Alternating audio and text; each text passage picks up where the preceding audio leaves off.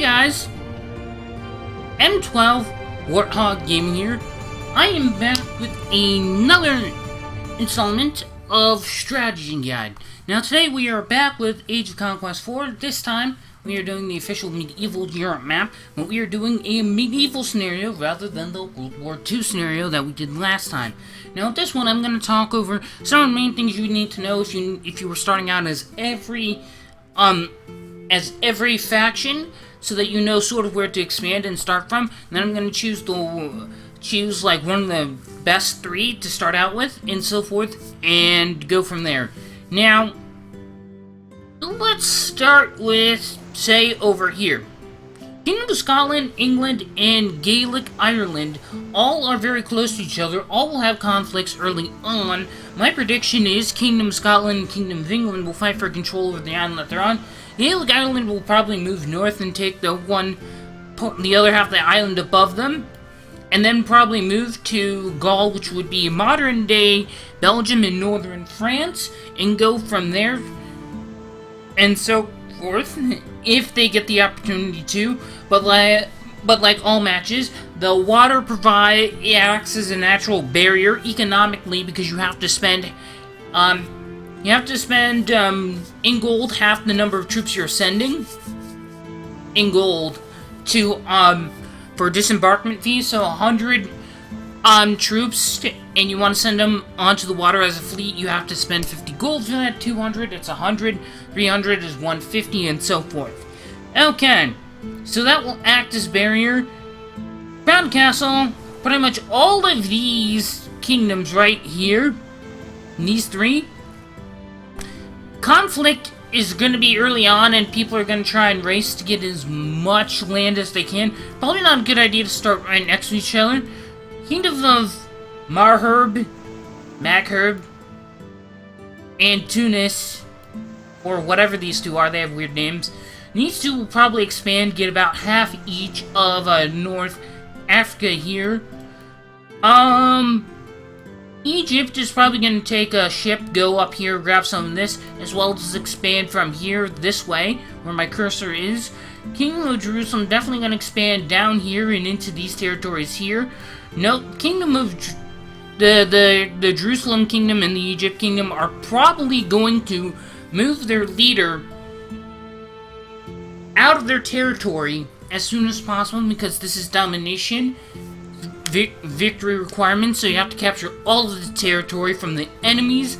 Now, on the other hand, if this was not, they probably wouldn't do that, because if your leader's on a border with someone, that's probably not a good idea, because they can easily declare war on you and take out your whole kingdom down. Now, the Holy Roman Empire and Kingdom of Denmark are fairly close to each other, but if they expand in their own ways, they could obviously get more territory, although Kingdom of Denmark is probably going to be on the downside of this, as they can only probably expand to maybe this territory, unless Holy Roman Empires just go right here and be a dick.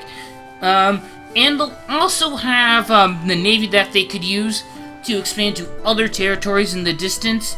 Although if they're going to do that, that's going to cost money, and you don't really have a whole lot of that early on, because you're only collecting taxes from a few territories compared to like 50 of them, which only a few nations would probably have the option to do that later on. Now, up here in the northern island of Kingdom of Sweden and Norway, conflict is going to break out when they try to expand close to each other, but from the looks of it, King Norway can expand and probably get 4 territories, although with only 3 action points for the first turn, it's highly unlikely that they're going to do that, because you can get 3 at once.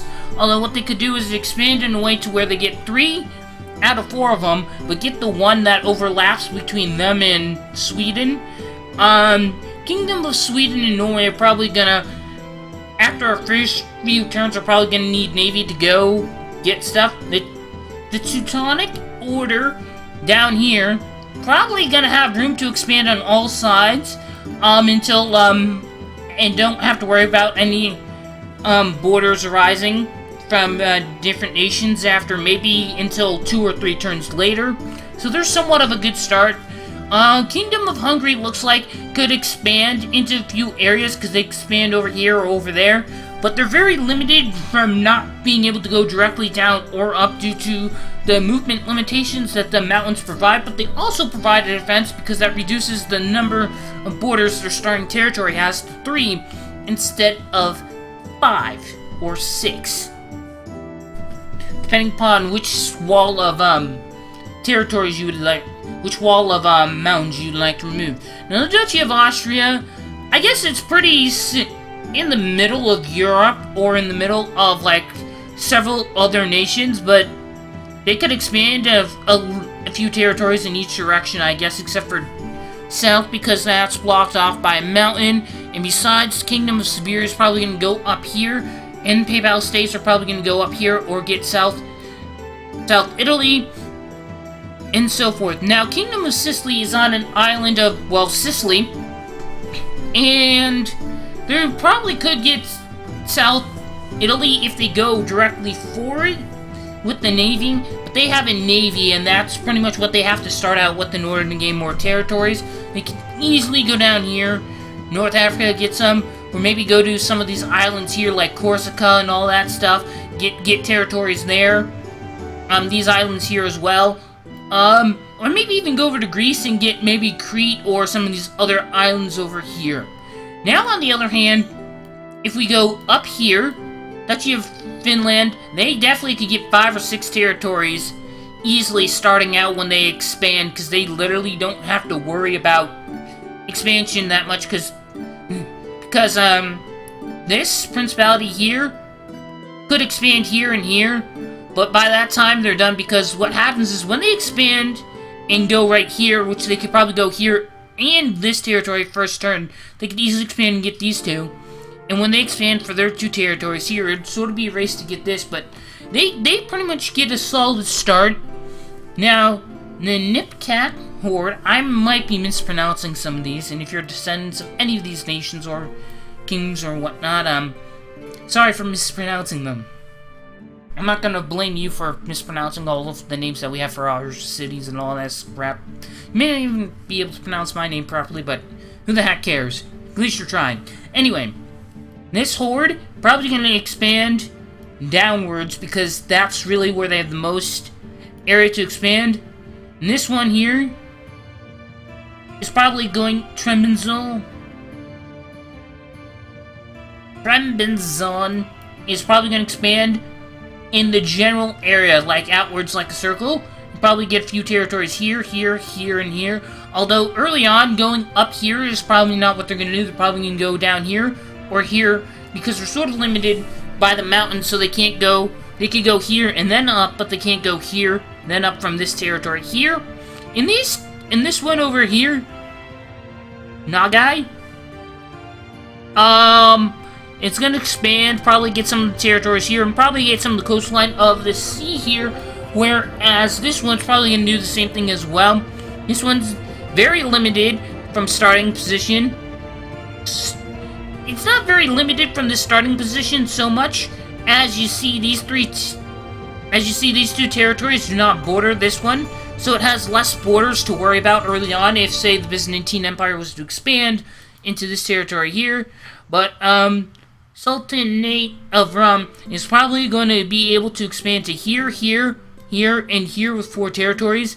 And this territory right here isn't even a border due to the mountains, along with these 2, so I guess it's positive. Although, because this one starts out with the watchtower, if you guys know anything about them, it allows you to see neighboring territories, how many units they have in there. Now, of course, if you border someone, you can find that out anyway, but it allows you to see neighboring borders, troop numbers in those territories in situations you wouldn't normally see them, such as mountains blocking your view. So, before I go move down to here, if I was here, before I move down from, like, here, if I own this territory with the watchtower and move down here, I could still see what's right there. And if I'm enemies with them, I want to know how many troops I should bring. Enough to capture it, because I know they won't have enough to capture the territory after I take it, or enough to capture it and defend it. And that's sort of like the thing that you need to know when defending it. Now, I pretty much did a generalization of what all these nations would probably do for a good start, but unfortunately, there is something there's one nation I really didn't talk that much about. Well, actually, and that would be the Byzantine Empire. Byzantine Empire is the one that I'm going to be playing as.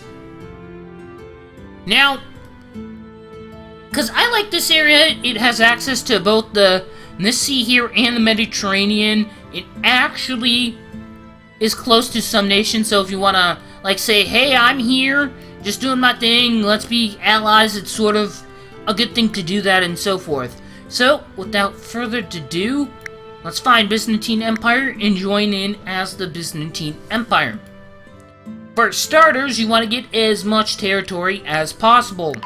So, in this strategy, I'm not going to buy troops, as that takes away from how many movements we have, because we are very limited, as we are a small nation at first, or how many action points we have.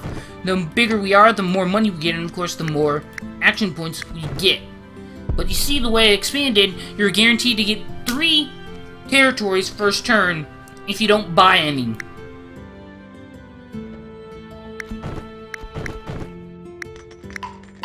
Now, I definitely want this watchtower here regardless of what happens. So what I want to do is I'm going to add 40 troops, and I'm going to put 20 here. Now, a good thing to consider is arm all borders, regardless of who you're allies with, because you could easily cut off relations with someone and then rush and bum rush them over their border and get their leader. I've done it before to get territory, especially from people who I've noticed their opinion of me starts to go down, and I'm like, they don't really like me, and they're just probably just using me as an alliance to make me think that I'm not going to attack them and so forth and all that stuff. So, from here, what I'm going to do next turn is really depends upon how much action points I have, but I definitely know I'm going to put 60 troops in this territory and probably go for 3 more territories. Right now, I'm at 4. I think I'm actually ahead of... Okay, now I'm at 6. I think I'm ahead of everyone. Yeah, I'm in first, and the second place is... Actually, there's a tie for second place by, like, a bunch of people. Okay. So Hungary expanded there, and I was going to expand there next turn. So I pretty much killed my chances of getting stuff. Okay, so now I'm going to order 60 instead of that. And then I'm going to put 40 here. And I'm going to put 20 here. Now, the reason for this is that I'm planning ahead, and I'm going to expand to here and get this territory next turn. Now, also what I want to do is prep a party to go to this territory next turn. I'm not doing it this turn as I'm all out of action points for now. And you see, the thing is that in this... Early on, you may use up all your action points, but late game, you may not even use half your action points. Because when you play the world map, you can get as much as like 20 action points. Sometimes I think I've gotten up to 40 if you get a lot of territory. I'm not sure what the maximum is on the world map, but I definitely know I think I got somewhere around 30 to 40. And I'll only use like about half that, and then I'll have like 20 left over. I'm like, okay, I did all the moves that I want to do this turn. So, it really, not so much a big deal. But now that I have this territory here and it borders their starting territory, or what I call their capital, because that's where their leader started, I know that early on, clearing war, you're not going to get a lot of reduction in happiness when you do so. Note how I said I'm arming all borders? Notice that some of my territories aren't borders, but I'm still arming them anyway. That is because those are coasts. You can easily be raided by naval forces, as you can move up to several spots, several tiles on water. So from here, I can move all the way to here, and I've done that before with a naval fleet.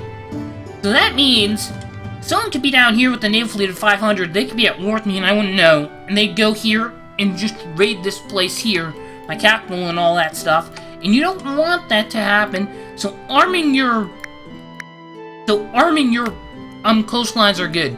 Even in this situation, I would arm all of my borders, even if it's not that many, just so that it would at least put a dent, no matter how big it is, even if it's a small dent in their army. That way they don't have as much as they thought they would have when they land. Although you really can't afford to put as many as you want on there early on, but you don't really have to worry about that. So, yes, I just declared war against them, but that's because there's leaders right there and they didn't move in. That's just giving me a free territory, or free territories, I guess. Now I'm gonna raid this with 30 troops. And Kingdom of Siberia. I'm gonna see if they want to agree to a ceasefire. Several turns, and then if they don't do any aggressive actions after that, I'll send them a few coins as a token of appreciation and a request for an alliance. From there, we'll see how things go. Although, even though that I am alliance with them, they will have to either, in the end, will either have to fight to the death, or they will have to recognize me as the superior nation when I have a recognition ballot. And if you don't know what ballots are, we'll get into that as soon as I achieve the status of Grand Ruler. Now, for those of you who want the status of Grand Ruler, it's pretty simple. All you need to do is get at least 40% of the land on the total of 40% of the troops on the map. That's all you need to do. And make sure the guy in second place has 5% more, 5% or more less territory than you. So minimum player, this person in player in second place has to have 34% of the territories on the map, and you must have at least 40.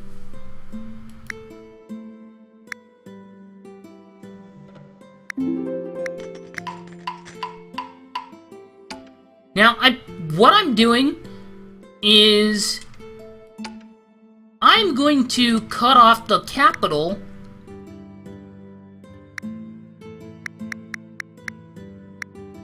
of this place by attacking here. That way, if they retreat to move their king out of there, because of course I have more numbers on the border here, they're going to go to a territory that I've been in, and if they attack with 3, and I have 100 there, then that's going to cause problems. Now, of course, I'm going to attack here directly with 100, and do all of this, leave about 30 behind, and I should get a lot more territory now. And I got a lot more money this turn due to taxes.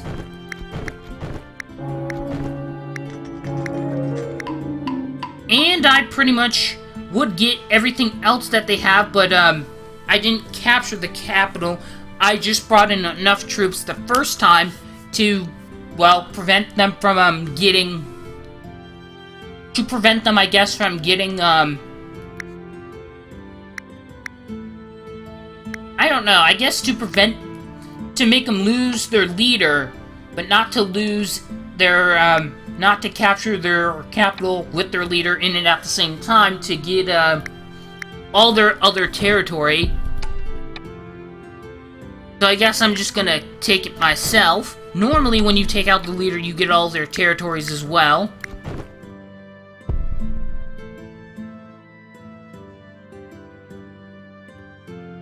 And you see what I mean when certain factions have more room to expand? I don't know why, but Finland definitely should have had at least 2 or 3 more territories. As far as I know, they haven't. Are they at war with anyone? I'm just gonna check. They're at war with Kingdom of Sweden. I guess they really don't border each other, but I guess through Navy. But they definitely, if they expanded right, they definitely could have had at least 2 or 3 more territories than what they definitely currently have now. I'm 100% sure of that. Okay. Now, our next goal. More territory. What I'm going to do now is I'm going to buy a bunch of troops in that territory. a bunch in this territory, but due to the fact that I have not enough action points, I'm gonna leave it there, and and see if you guys can figure out what nation I'm going to attack first. Okay, so these guys are smart. When I put 100 troops here, they moved their leader out of the way. They knew I was going to attack there. You want to know what, though? What I'm going to do is I'm just going to attack them and take their territory. I'm only going to lose 12 happiness. And you want to know what? I'm fine with that. Send 100 that way. I'm gonna get at least 2 territories this turn unless they add more. Oh, I got all of it because they didn't do the smart move of retreating. And that's something that they should do. If your leader gets killed or captured, then you definitely don't want... Then that's definitely a problem because you'll automatically lose. Now, here's the thing. Capturing and killing are 2 different things. If I go into a territory that has a leader, and I bring enough troops to kill everyone, but all my troops die, then that means that nation falls because their leader died, but I didn't have enough troops to maintain control of the territory where their leader currently was, to maintain order across everything that they owned, in which case, I no longer have control over everything, which is what happened with Hungary, and I had to recapture some of these territories, although I think some of these places got some of them as well.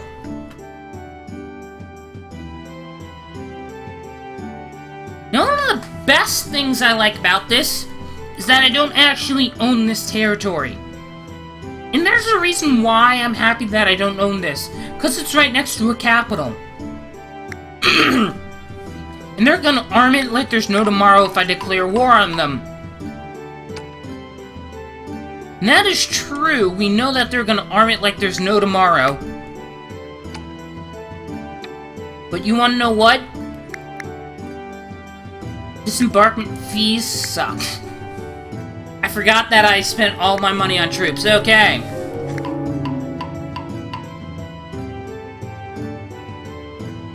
So I need to think of something else to do.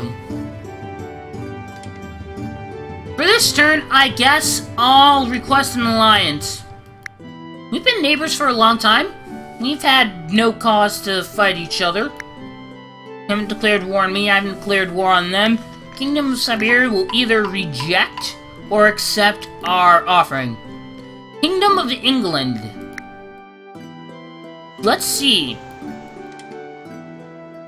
We're far away, so I wouldn't necessarily be able to send military support, but you can easily, with the way the game works, send financial support if they need it. Yay! Okay. Now what I'm gonna do is send 100 troops right there.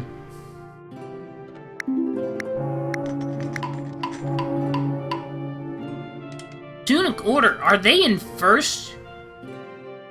Oh, they have 5 provinces. Oh, the color looked the same as this one. They look very similar, so at first I thought that they were, had a lot more territory than they actually did. As you guys can see here, these 2 nations are predicted to have a lot of room to expand, and I can tell you, they're probably within the top 5. 4, yep, they're in the top 5. Both of them are tied for 4th place. Now everyone, when you're in first place, everyone wants to be your ally. Now, one of the main strategies about this game is that you also need to focus on picking your allies. Because I know from playing the default Mediterranean Sea map, in Ancient World, you could have the Carthaginians, the Romans, and the Greeks all be your allies. They'll be allies with you and like you, but here's the thing. That doesn't mean they like your other allies. And eventually, a war breaks out between them later on, and you have to choose to either help them, help one, or just not help either one. Help like one side or neither at all. Okay. So what I'm going to do now is move my troops here.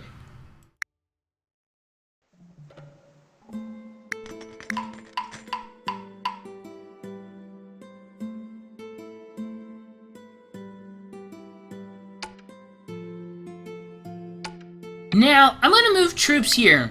Now, if you guys are wondering why I moved my troops here, and why I'm allowed to do that, even though that's on the same tile as someone who's not my enemy, there is a reason for that.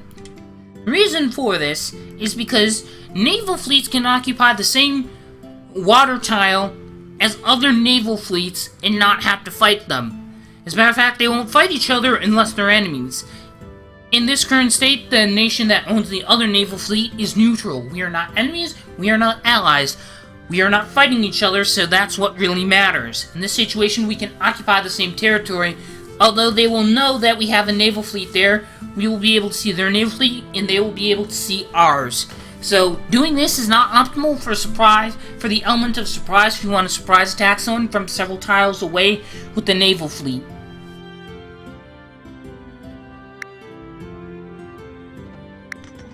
But unfortunately, I don't think I need the element of surprise. Because you want to know what's very surprising? An all-out attack against a nation, and they're not going to expect it. Boom. Move that in there. Going to give myself 60 more, and I'm going to attack there. I'm going to attack here, and then here. And then I'm going to rearm this because it's still open to attack from another side. So,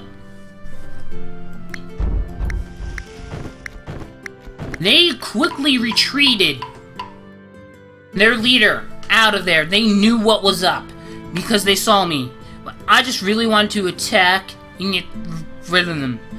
See, everyone wants to be allies with the guy who's in first place. Now what I want to do is finish them off. I sort of got them in a corner. They really can't go anywhere, and no one bordering them is their ally from the, as you can tell by the lines, the red means that we're enemies. You can see that here, white is neutral. And our border with the Siberian Kingdom in the medieval scenario, we actually are allies at the moment. So, I guess I'm all set on that front. Now what I want to do is make them keep moving their units. If they have to spend an action point to move their units, that's especially their leaders, so that they don't get taken over, that's one less action point that they can spend on buying troops or maneuvering troops to protect their king. To protect their king against our attacks, or their nation as a whole from our attacks.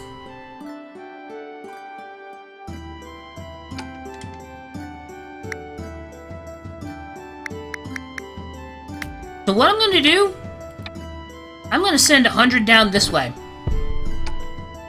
And I'm going to send 100 at them here. Fight to the death is pretty much going to ensue. We're probably going to get some casualties. But if we can get their territory, then that's really what I'm just focusing on. At this point, we got what we came for. Okay. So I'm going to move that in there. Now what I'm going to do is I'm going to buy some troops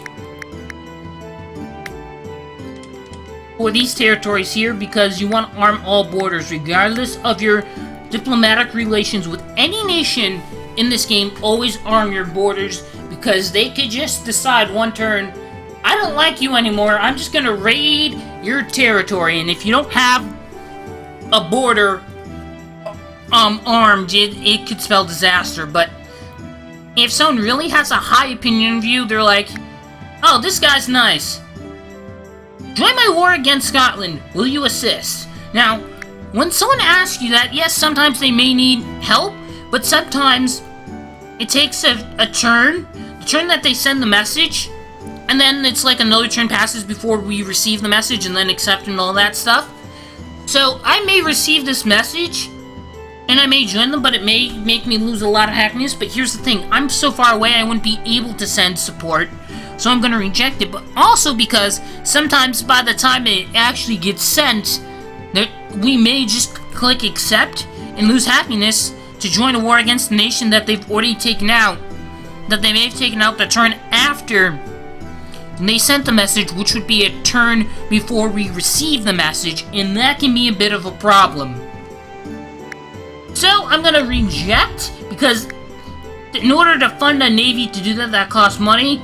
To have it go over here, 6, 7, I'd say at least maybe 8 turns until I could get there, and I don't wanna spend all of that time doing that. But you wanna know what I do know, is that the end of the episode is right here. I hope you guys enjoyed watching this installment of Strategy Guide. If you did, taking the time to leave any comments, questions, or feedback for me in the comment section down below would be highly appreciated, and I will see you, fellow strategists, later. Bye-bye!